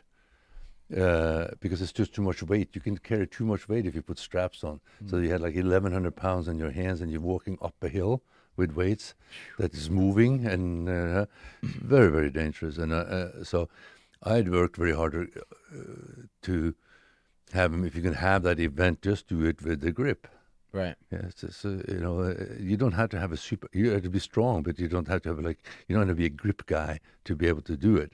You have to be just strong, because I know that when they first started with it, the best guys on it was Syntronas and Sven Carlson and stuff like that, and neither of them are that particularly strong grip. If you could test them on the grip strength in terms of lifting things, they wouldn't be at the top. Yeah. They'd be more in the middle, but they're very strong guys, and they could run fast with that weight. No straps. So I think it's important, particularly in short like that. Is really no reason. Having the background in bodybuilding, do you think that most people should utilize some types of strongman in their training, like just simple grab some dumbbells, do some farmer's carries and movements like that? Yeah, I think that's very important because you want to work out for function. You want to be able to. It's really no reason to be strong pushing a weight in an apparatus. That makes no sense whatsoever, and it's not really making that all that much stronger anyway. But incorporating some strongman event, just like farmer's walk is a very good one because it works the whole body. Even lifting stones or stuff like that, or lifting sandbags and stuff like that, very good because it's using the whole body, and it's very functional. Like double overhand grip deadlifts and stuff like that too. Absolutely. Yeah. Okay. I think my philosophy about doing double overhand deadlifts is that you can limit the amount you lift, and you can have it's very interesting when there's one part of it is, if it's a max lift in one part of your body, that's a max lift, even if it's not your max deadlift. Yeah. It's you'll find it. So I find it, for example, one of my favorite lifts is the Saxon bar, which is the square 3-inch by 4-inch. So you grab it, pinch grip it, and you lift it. I'm more often on that lift than anything else, and you can't go that high heavy. My heaviest is around 120 kilo, and as I get on top here and put it back down, I almost black out because you're using so much power. Even though that's an easy deadlift, if it was a bar, I use so much power using so much of my body to hold on to that plank. Yeah. That it almost blacks me out. Wow. Yeah, we teach people, when they grab the bar to go do a squat or bench or deadlift, this is really, grab the bar with everything that you got. And that way, when you do squeeze the bar, you get energy from your fingertips all the way into your hand, all the way into your forearm. And we talk about getting tight. And it's like, if you're going to get tight, well, the easiest way to do it is to really bear down on the bar, because then your whole arm is going to be locked in a little bit better. Yeah, activate a lot of these things is neuromuscular. I mean, you can see how strong people can be without getting bigger too. I mean, you see the weightlifters, it's unbelievable what they can lift and do without gaining any weight. So it's just a matter of neuromuscular connections and efficiently lifting. So I think somebody can be very strong without being too bulky. And I think you'll see the future of strongmen that it may not be so. They will be big because the biggest guys are going to be the best guys probably on it, but you'll see people that are not necessarily that big and heavy. Maybe they'll be lighter. Well, and even something like a performance-enhancing drug is going to only do so much for the muscle. Yeah. And it really is not the game here for strongman or powerlifting is the central nervous system. Yeah. How do we, get the central nervous system on board with what we're about to do? Yeah. I would think that drugs probably mostly help on the recovery and stuff like that more than anything else, and that you can train more. That's maybe why that would be better. But I don't think that would help much on grip, which is more nervous system dependent, I think. I always thought the biggest impact that a steroid would have is mainly just on your overall body size. You're just going to be bigger. Bigger, so yeah. then it's going to be a little easier to lift. Yeah. Tell us a little bit about the Thomas Inch dumbbell. What is this thing about? Well, it's a dumbbell that was I guess dates back to the early 1900. Thomas Inch. It's nothing to do with Inch. It's Thomas Inch is the name of the guy that's a strongman, famous English strongman that traveled around, and he had this unliftable dumbbell. Apparently, he had a number of them, but the main one, the unliftable one, was like 172 pounds. But he had some lighter ones too, so I think he faked it at some times, and there's other reason why he may have faked some of the stuff. But obviously, nobody could lift it, because I mean, even today with a lot of strongmen, you go and take it into gym, nobody, very few people can lift it. So, I mean, we haven't had very many people walk into the training hall and be able to lift it. So you own it? I have two replicas. Oh, okay. Yeah, so we have two replicas sitting there, and I have a challenge for people that think they're strong to come and try some things out. But I have two just like that. They are easy for me. Mm-hmm. But very difficult for most people. And can you or even could you at some point lift it up and put it over your head? I lift it over my head, but not taking it with one hand from the floor. No, I haven't been able to. It's actually one of my goals is to be able to do that. I don't know if that's maybe time has passed me along, but I'm still kind of have like a secret goal that I'm going to be able to clean and press that sucker over my head. How many people have been able to? I think I've seen Mark Henry maybe do that before. Mark Henry did it. I think Pfister has done it. Maybe Hugo Girard, but I don't think that was on an actual. These guys are picking it up so easy; it's ridiculous. Jeez. So the middle of it is like the circumference of like a Coke can. Yeah, it's 2 3/8, almost 2.5 inches. I think this is in '66. I think, in 2006 or. It looks like it says 2016. Yeah, 2016. I mean, yeah, 2016. Right. What's 10 years? But anyway, in the year before, in the training hall at my house, I did it at my 65th birthday, and I did it for 65 times. Wow. Oh my But I God. did it in 5 minutes and a little over 5 minutes. So I have a video of that. Here, they gave me 10 minutes, but I hadn't trained for it at all. And I had an oncoming flu, and I was due for hip replacement. Yeah. So it was I barely survived it. Put it that way. So you got I got 63 reps. Okay. I was shooting for 66, but I mean, when I did 65, I was standing there holding it the last rep, and I could have continued. I saw But that on video. but on here, after the 63rd, I couldn't. The 64th, I couldn't even pull it up on the floor. It's amazing to watch you pick it up because you have it like in your fingertips. Yeah, you end up after a while, you just end up being almost like a pinch grip. Yeah. But that's the central nervous system kicking in, Wow. because I couldn't do that. I couldn't go up and do that. Uh-huh. I mean, there's no way I could go and just grip it in my fingertip and be able to finish it. Is there a particular See, I can do the 64th. Is there particular technique to this, or is it mainly just you grab the damn thing and just pick it up? You just grab the thing and don't try to overthink it. It's nothing. But I think my hands may be particularly well suited for it because they're wide, so they fit in there just perfectly. Mm-hmm. So maybe they're particularly well suited for it. You got crushed by that workout, huh? Must have been sore for 2 months. It was terrible. I mean, picking up stuff for your grip, is not only working your hands, though, it's working your entire body, right? Yeah. Well, you do 172 pounds for 63 Yeah. reps deadlift with any weight. It's hard. But Yeah, your lower back. But when you had to squeeze, an all-out lift each time, it was tough. It was Most impressive lift you ever seen? tough.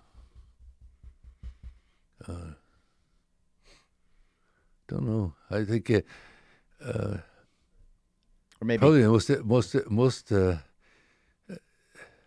was, I think, the most impressive thing I've seen in a strongman competition was when at 2:00 in the morning in down in Central America, where we had a competition, and it was like and you had a throwing event, so it took forever. As many, it was 5,000 people when we started, and there was nobody left when we're done. And the last event was a car walk in sand, in like really miserable, like a yoke, with a car. I mean, and we were half asleep. That was the other part. Is like, by that time we were just so tired and sleepy. I remember I put on more belt and protective gear than I ever done, and I thought I could kill myself, and I never got even close to finishing it. And most people used to say exactly the same thing, whether they could pick it up or do anything with it. And then this guy, Chad Smith from Texas, picked it up and fucking ran with it. He's like, everybody, quit your bitching. But yeah, but he's so big that it probably wouldn't have been half as fast if he didn't have the weight on his back. Yeah. Wow. Yeah, that was one of my the most impressive. Chad Smith. He is a really, really talented strongman. He didn't continue, but Have some of you guys ever had too many beers and then challenged each other and ended up in the gym? Anything like that ever happen? Yeah, not too much. No. So back in the back days, everybody were more party oriented. Now they're more so serious. They don't even hardly drink. I think most of the Taking out all the fun, man. I know. I mean, they'll have to talking about strongman should be to have the beer afterwards.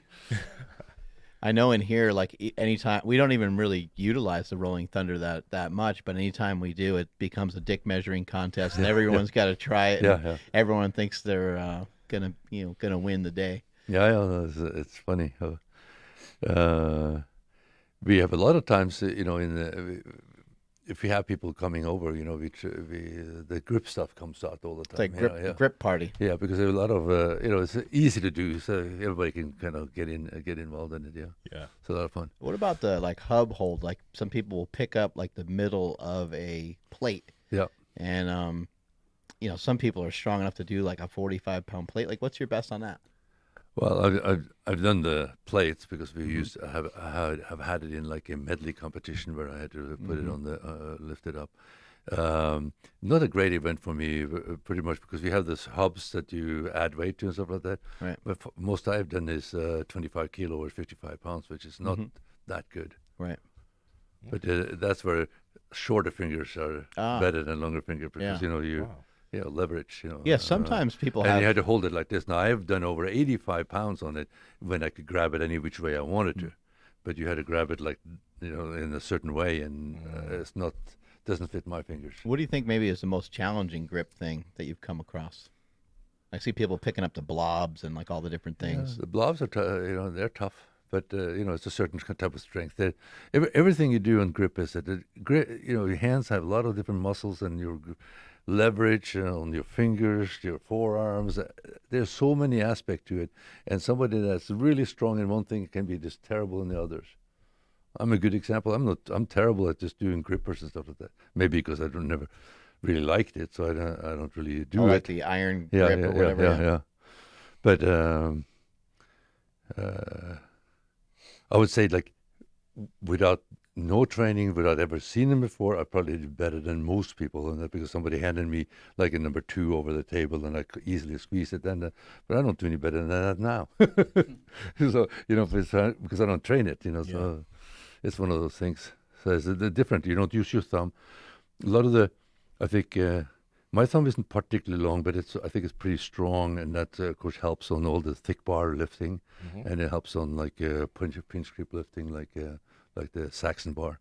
But I like things where you put more weight on it. I don't like this little bitty shit that you have to lift with your hands. I like it with heavy weights. So you had to be more of an all-around body strength, not just the fingertips. In terms of competing, because you've still been doing competitions, are you still going to be competing this year, next year, etc.? Yeah, I am hoping to compete at the Fit Expo again in January. Because we have I have I think 12 or 13 different events, but I think I'm going to compete in a couple of them or 2 or 3 of them in the grip. Yeah. the axle, double over an axle, the Rolling Thunder, and the Saxon bar. I think I'll compete in those three. And is it just an open or is it an age category? No, I would only compete in open. Wow. Yeah. What, like, I guess, because most people wouldn't even think about competing at this point. So what, like, I guess, what's your goals with it? And how have you been able to stay doing it so long? I know you mentioned your training philosophy before, but is there anything else? Well, I mean, you had to set little goals all the time to keep training, and I'm sure you guys see the same thing. You know, Mark, you're doing this for a long time too. You had to have little goals, figuring out, okay, I'm going to get better or do something. And competition is a good thing to do it. So my goal is to go back to Russia again in May and do the World Championship, the APL, which is the arm lifting professional league championship again. I won the open in both in the 125 kilo categories, open in this last May, and I'm going to try to go and do it again. But I want to get better lifts because for some reason when you've traveled there, my lifts are like way down, but I still win, so it's okay. So everybody else is down too, but you know, you like to get some big one on the world stage, right? Yeah, it makes it tough. Have you done some grip stuff with Ed Cohn before? Have you ever messed around doing some grip stuff with him? No, Ed never dares to do it. I keep saying, Ed, you got to come and try this out, and he will not try it. I think. And all of a sudden he starts talking about an injury or something, huh? Yeah, he says, no, he won't do it. I have asked him many times, but there's a challenge, Ed. Yeah, where are you at? Next time I see you, you gotta do a grip challenge. You have the same size hands as me, and you don't have to lift them as far as I do. He's got that short little body, right? Yeah. How's your body holding up? Like, you feeling good? Back feels good. Shoulders feel okay. Stuff like that. Yeah, right now I feel pretty good actually. Yeah, that's great. Got anything over there, Andrew? We were doing some of those, like the hub holds, like you were just talking about. I was around much stronger people than I am, and everybody just walked up to a 25-pound plate, you know, got chalk, you know, got ready to go, and you know, it was a struggle. And I looked at it, and I just walked up and I picked it up fairly easily. Yeah. And then Mark's like, yeah, I think like skinny guys have a little bit better, easier grip because their fingers are a little bit more like you can just like kind of claw down on it. Have you seen anything like that where like maybe like a certain body type actually is better fit for a stronger grip? Well, certain type of grip, of course. That's what I'm saying. It's like every piece of implement is a different dynamics because we are our build is so different. You know, so yes, a lot of. The most amazingly different people can surprise you. Yeah. I like the Inch Dumbell. I brought it to a lot of trade shows. We have been to the UFC Fan Expo in Las Vegas, and I had 500 people go through try it, and nobody were able to do it, including some very famous. Very famous baseball player, very famous MMA. They couldn't do it, and of course I did it all day long. And whenever they did that, I usually did like 10 reps for them just to show them that this is like really easy, right? It was frustrate the hell out of people, right?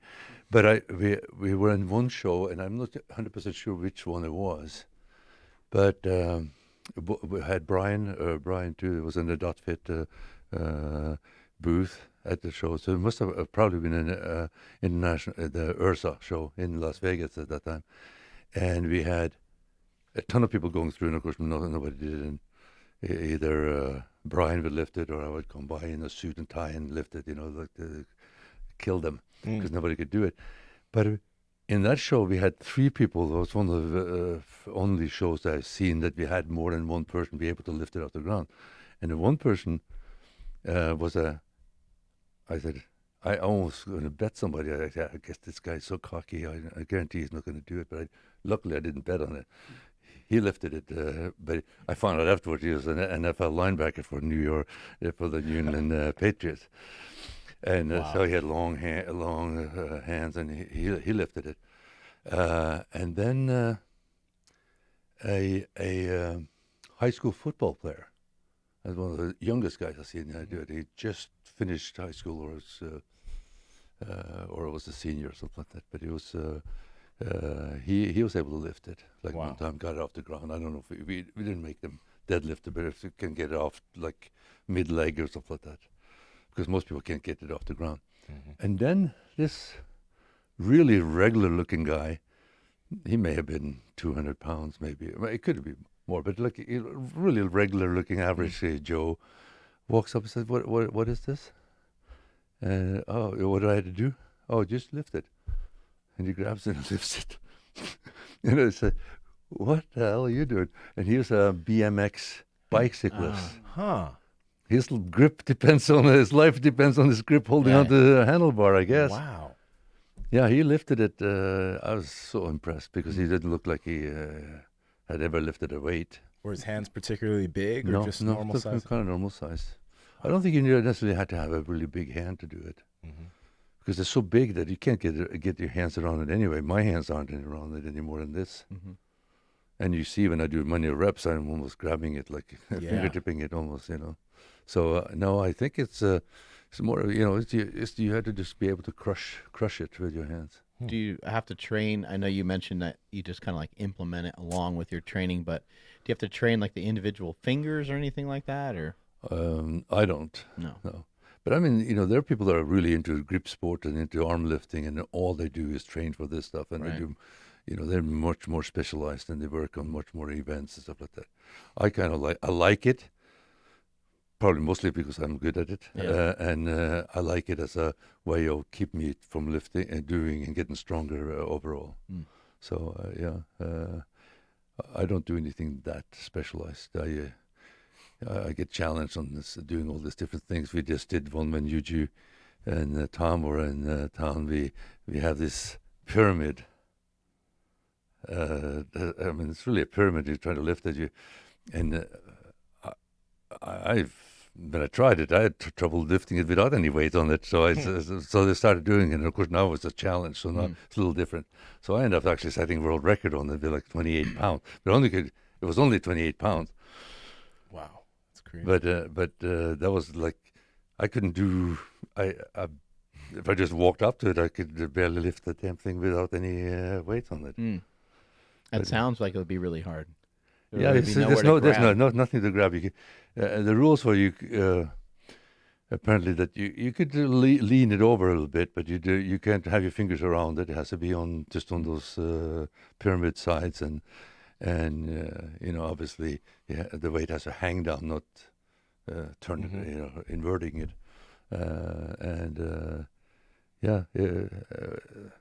not the kind of lifting I like to do, but it was fun when you get a challenge, you do a little bit better. That was after beating Martin's record on the UG their rolling handle lift. Wow. You could still beat him on some stuff. Oh yeah. Yeah. I mean, he's getting tough to beat on. Yeah. I can beat him like on the inch dumbbell. We had a little challenge. Eddie Williams from Australia was in, and we have this. I have this. I call it the Visegrip Viking gauntlet. We have two. These all have the same size handles. They have two 120-pounder dumbbell, two 140, two 160, and then the inch dumbbells. So you do 5 on the first, 3 on the next, and 2 on the 160, and then you do 1. Try to lift the last 2 at a time. Now you had to lift them both at the same time. Yeah. Which is very few people can do. Wow. So we ended up. I said, okay, I'll make it easy on you guys. We can just do 1 on each instead of doing all of them. And Martin's got it, but Eddie couldn't get the 2 when you get to it. It's just pretty tough. He has a pretty good strong grip too. Yeah. When's your birthday? January. Okay, you're going to be 70. You'll be also celebrating 60 years of lifting, I guess, right? Yes. Kind of kicked all this off at 10 years old. Yeah. What's kind of the coolest thing or the most fun thing that's happened to you in this process? You know, you own your own gym, and you've been able to work with some high level athletes and stuff, and get somebody like Martine to the world's strongest man. What's something that maybe has happened for you that you're really proud of, or something that was unexpected of a 10-year-old kid who's thumbing through a muscle magazine? I don't know. I mean, I've been all over the world traveling because of it, of course. So that's a great thing. But you know, the gym I have now is just like a little side. We just moved out of my garage into a commercial space, and that's basically because we needed more space. But I was in the gym business before. Mm-hmm. I had a bunch of Gold's gyms, including the Gold's gyms in Hawaii. So that's one of the reasons why I had the Hawaii connection. But I don't know. No, just the travel and meeting people from all over the world. Right. I think it's been. That's amazing. I think a lot of people would love to do that. Yeah, when back when Mark was doing, just strictly powerlifting, like that's all he was doing. He had, the wherewithal to know, like, people want to see this, so I'm going to start filming it. When you were in the middle of, training like crazy, hanging out with all these strongmen, did you think that, like, did you see, like, did you foresee the future of being like, this is going to be a gigantic sport someday? Well, we always hoped to be, and we invested a lot of time and money in because I was part owner of the World's Strongest Man Super Series. Mm-hmm. So we did that for several years, but we could never really make any money on it, and we finally just basically abandoned it in a sense because you couldn't get the sponsorship. We were so close in getting sponsorship, like the major players involved in car companies, and then they get down to the final decision. Mm. What about doping? And they killed it. Because you can't say that, but we're not testing, so you couldn't say it, and they didn't want to get involved. They'd rather put their money into sailing or something like that. That is non-controversial. So, yeah, it was very tough to get the real good sponsors. The only could get the supplement companies and some equipment manufacturers and stuff like that. But we had a good run. We did the competition at the Madison Square Garden. Wow. So that's a nice cap, feather in your cap. So that was a lot of fun. But I think it has the potential to be big, but it's not been organized. But it's getting bigger, and I think the YouTube is going to really make this thing happen. Because one of the problem with it for our shows was, we had them on in Europe, all the things were on Eurosport, or even we sold it to a lot of national television stations. But it's very to get into the US. Get in the US, you have to pay money to get in. They don't pay you. No, you go and sell the advertising and you do it. But we never had that. We had it on US TV one season, but that was it. Now, of course, you don't really need a TV anymore. You need to put it on YouTube. All the people that we want to reach are on YouTube. Right. So I think the potential now is to be really big. I think you have a lot of these guys with a huge following. Martin's YouTube channel went from 0 in November of last year, and now we're in October, and he's at 120,000 subscribers, I think, or something like that. Yeah. And it's growing fast. So I think that. Yeah, that's a great potential. So with the the sponsorships falling off, and it kind of, I don't want to say not going anywhere, but like it just not exploding the way you guys had hoped. What made you keep going? Like, why didn't you just like stop and then go? I don't know. Like, I mean, I know you started your gyms and stuff. No, we had a passion for it. I mean, I that wasn't the only thing I was doing. It was and my partner, it wasn't his only thing either. He had a chain of gyms in Europe, and I was. During most of this time, either working for my own organization and for 24-Hour Fitness. Got it. So, I mean, if you're able to talk about it, like, have you seen a huge difference in, you just mentioned, like, the sponsors didn't want anything to deal with it because of, like, the PED use and whatnot. Has that changed the game up quite a bit? Or, I mean, and again, speak on it if you want to. If not, we can move on. Well, no, I can talk about it, but I really don't know much about it because I think they don't talk to me about it. Because they know I'm against it. So when you're against it, somehow, and I don't project onto other people that, what I see a lot about drugs, that I think there may be some people that are using a lot. then maybe people are using hardly any, and maybe some are using nothing. But by projection, people that are trying to get there always thinks that everybody is doing it, and I don't think that's the case, because when I competed without doing it, and I know that several other guys that I was competing with were drug free, and you can be very strong.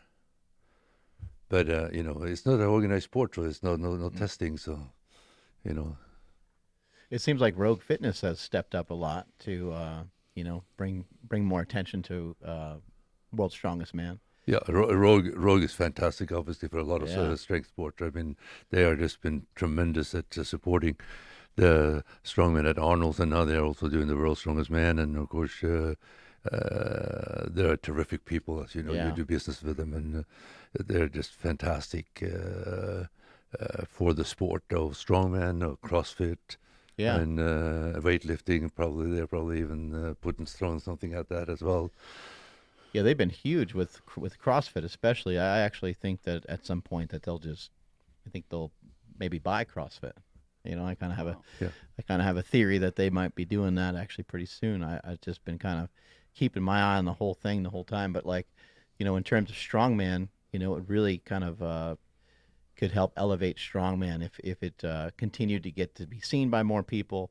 And then my personal view of it is like if they shape the events a little bit so the athletes could be a little bit healthier, a little bit smaller, I think it would play to a larger audience, and I know that's not their main goal. They want to use heavy stuff, but Right.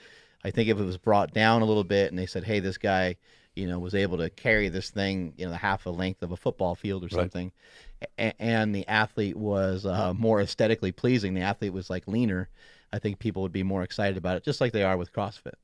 People get so excited about CrossFit. A lot of it's because you got these incredible bodies going on. Yeah, I mean, that's what's so great about CrossFit is that you have the average size people, and they are in fantastic shape, both the women and the men. And it's very impressive. Yeah. I think that Rogue is doing fantastic things for that as well as for strongman, and but their involvement in World's Strongest Man, I think, is going to just improve, and I see with if you look at the events at this past Arnold Classic in Columbus, it was a little more. It was different. There were more events were very classic, but they were not they were heavy as hell, but they weren't injurious. Yeah, and then Rogue is building a lot of stuff for the events, which makes it look aesthetic. They got the big haystacks, and they got a lot of stuff making things look real powerful and just kind of cool. Of course, the best event is the natural stone lifting, because it's my stone. Yeah. That's my tombstone. Oh, is it? Yeah. That was that in last year's Arnold? Was it the last first? last 2 years? Yeah, that looks really hard. It is a very tough one. Brutal. But there's a funny story about it. It's like Terry says we want to, because that's another event that I had been trying to get him to do, is to do some shouldering the stone, because you always have this difference in height of people, and there's always complaint about that's too high and it's too low or whatever. Hey, lift it up to your shoulder. That's how tall you are. That's how far you need to lift it. Yeah. So I thought the good event would have been like you have 10 stones, different height, and they just go and have to go up the ladder and see who can lift the heaviest stone, to their shoulder. Mm-hmm. But Terry had a different idea. He says, we want to get a natural stone to do this stuff. And he says, we have one, but I'm not sure about it. So he says, do you have any ideas? Yeah, I have a stone that they probably can use. It's my tombstone my ex now gave me. I think maybe on my 60th birthday, I think it may have been what I got it. It's an actual tombstone? No, it's a big stone, but it had my name engraved in it and stuff like that. My date of birth, but not the date of death. not predictions on it. But anyway, so we have used it in strongman competition before, but basically just to load it and stuff like that. And it's a very tough one to just lift How much up. does that weigh? It's 400 I think it's 411 or 419 Yeah. pounds, something like that. You But pick it's it up? very hard, very hard to put up. Pick So it Oh, up off here the it is. ground, yeah, you see, and you put on your shoulder? yeah, 400 pounds? yeah. You see, some of the guys can't lift it off the ground. See? Oh my God. The strength of these athletes. But is just funny thing unreal. is when we were picking so he says, can somebody put it on their shoulder? And I say, yeah, I'm pretty sure they can because I used to pick it up and lift it up, not on my shoulder, but I put it up on on the 4 foot high pedestal and stuff like that. And I think maybe I could have at some point get it up to my shoulder. So he says, can you? So he asked if. Can you check, have Martins check it? Because Martins wasn't competing that year, right? Not this past, the year before this. And so I said, Martins, you got to go out and try the stone and see if you can shoulder it because we need to see if we can use it in Arnold's. And of course, he went out there and lifted on his shoulder the first time he tried it. So I wonder how many competitors couldn't even get it once. the first year, I think Matthias got 3 or 4 reps, and then 2 people got 1 rep, and everybody else got none. Wow. Man. Yes, I don't understand. We had the stone. They saw this. The first time everybody saw it was the day before at the when we exposed them to it, and we showed them how to do it. I mean, but none of them really tried it. Only the smart guys tried it, because it's so different. You can't just grab it. And it's so smooth. Or it seems like it's It's smooth. unbalanced, so totally unbalanced. Yeah. It's just awkward. What do you think about on some of the competitions, like they're not announced till like fairly close to the competition? Do you think that can help like prevent like some injuries, or do you think that can help like get the athletes in better like shaped so that way they're safer when they're doing the movements? Well, in the Worlds, that's what it ends up being. They only, you only get about a month or so, if that, in some cases. I think, if it could be done fairly, I think that's the best way to do it. That people don't know, but that's not the case anymore. They're always afraid if it's a competition in Chicago, somebody in Chicago is going to know how to do it and know the events, and nobody else don't know it. That's the problem. Oh my gosh. Probably a lot of complaining, right? When people are doing strongman, yeah. especially like on the local level, because then people are like, you got this, Yeah, you learn how to do apparatus it. out of your own gym, Yeah. right? Yeah, strongman, I've always found it to be really fascinating, even the way that some people even make, like people will home make like some of these products, some of these, stones, and they'll load up, a ball basically, and they'll throw actual weights in there sometimes, right? Like they'll throw like 5 and 10 pound weights in there. A lot of course, stones are not difficult to have made with cement because of. He almost got it, but he didn't see what he does. He's almost getting it. Oh, there you go. No. Oh, So he couldn't control it, so he didn't get it. Wait. Oh, so That wasn't good enough. he didn't. Oh, wow. Yeah, you got to have it up there for a half second or so, right? Yeah, you had to have control over it. It's sort of like a overhead lift. You control and get a down signal, basically. What I always found so inspiring about strongman is that this is stuff you got to really seek out. Like you can train in the gym. We talked about that already. You can deadlift and squat, and you can do overhead presses and stuff. But you have to figure out a way of getting a hold of these, this apparatus and these different implements. Otherwise, you're not going to be good at it. So sometimes people are driving a few hours to go meet with somebody else who pulls it out of their shed. Yeah. Or like I know a lot of guys have a lot of equipment and storage units. It's a very thankless sport. There's not a lot of money in it. And if you own all the stuff that you would need to, do strongman and be exposed to all these things, I mean, you might spend a few $100,000 on all the equipment. Now, you don't need that to be the best. You don't need that to be the strongest, but it helps, right? It helps if you have get all these things. Yeah.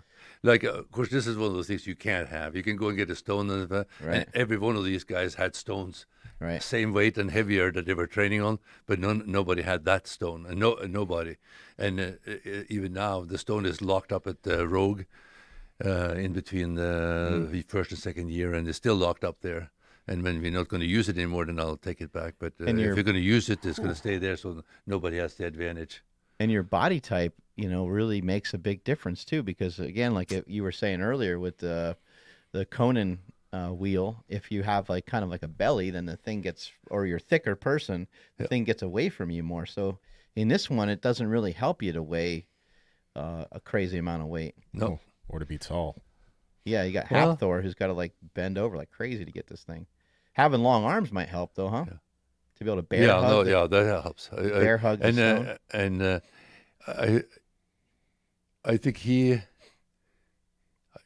ends up getting a rep Yeah. also, 1 rep on it. You have to hold it up and Yeah. just do Yeah. it with one arm, huh? Yeah. But it takes everything out of you to try to fight that thing up there. But he didn't. We were showing him how to do it the day before, but he wouldn't take to it, and so he was messing around to get it started. And he finally went to the position we told him to do. And you've been able to pick that one up, but just not.